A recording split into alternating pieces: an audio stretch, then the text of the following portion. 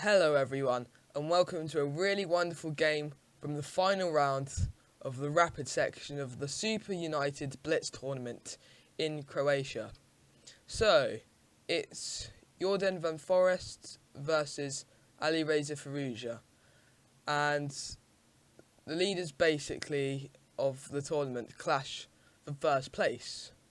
So, Jorden with the white pieces opens with e4, and we have e5 from Firouzja, so this is the king's pawn opening.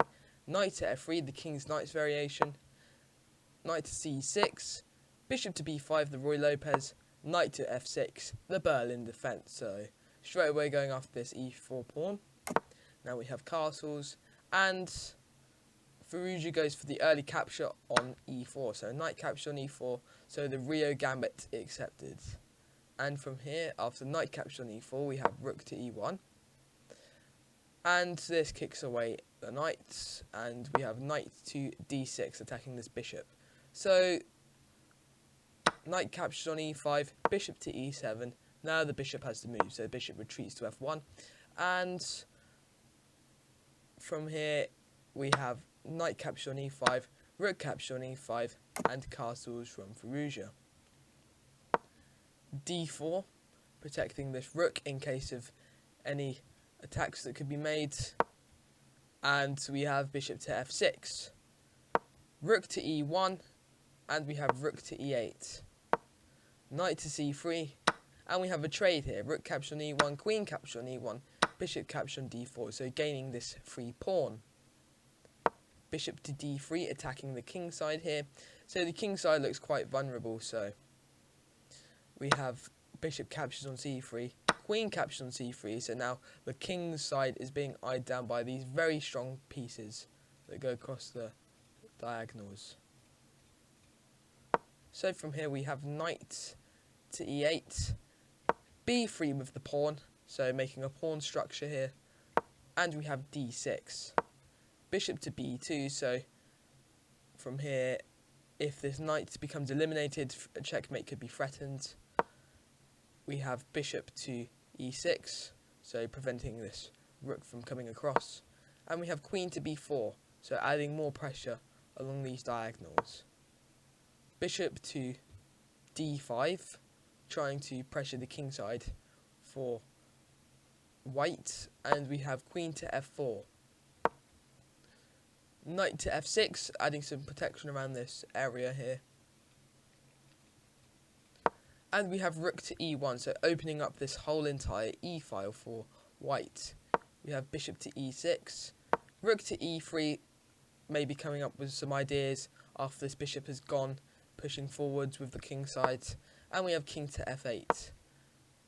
We have c4 and knight to h5, placing an attack on this queen, but this wasn't a good idea in the position, so there was actually a better move that you could have played. You could have played something like a5 or h6 in the position, which would have been a bit better, but the strange move from knight to h5, this is quite a strange thing to go for.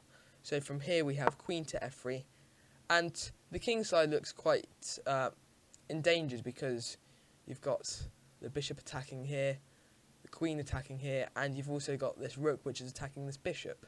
And this king doesn't really have much support, only from the queen. So we have knight to f6, queen captures on b7, so regaining some material.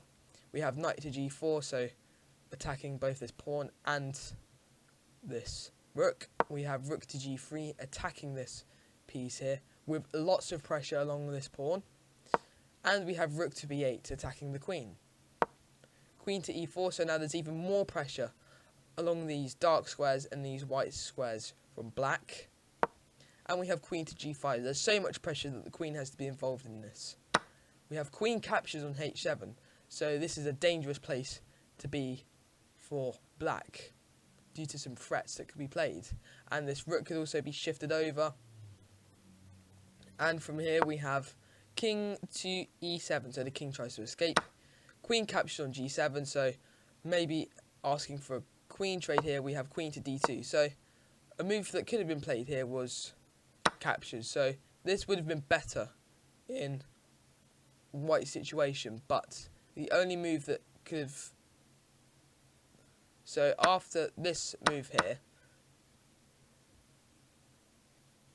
black goes for the best move that could be played, and that is queen to d2, threatening some attacks along this first rank. And we have rook to f3, queen to e1, preventing this with the bishop, so this bishop to f1 from d3. Knight captures, king captures, and queen captures. c5 in this position, and we have queen to d1.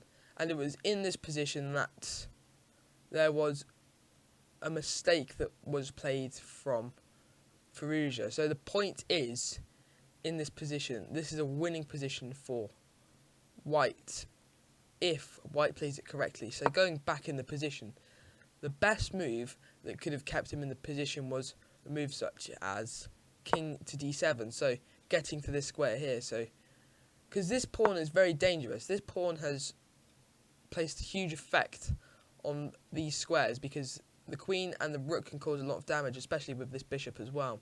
So these threaten checkmate.